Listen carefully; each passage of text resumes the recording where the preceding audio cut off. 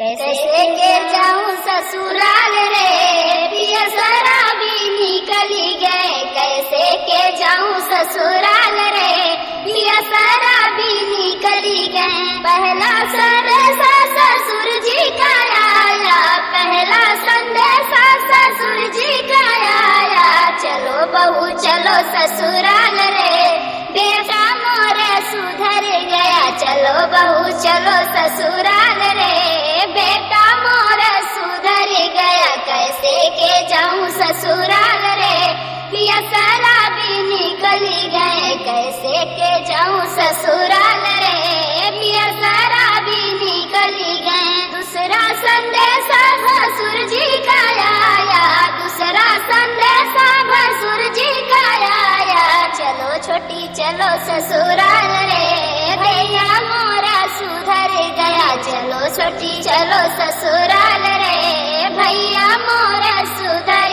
गया। कैसे के जाऊं ससुराल रे, पिया शराबी निकली गए। कैसे के जाऊं ससुराल रे, पिया शराबी निकली गए।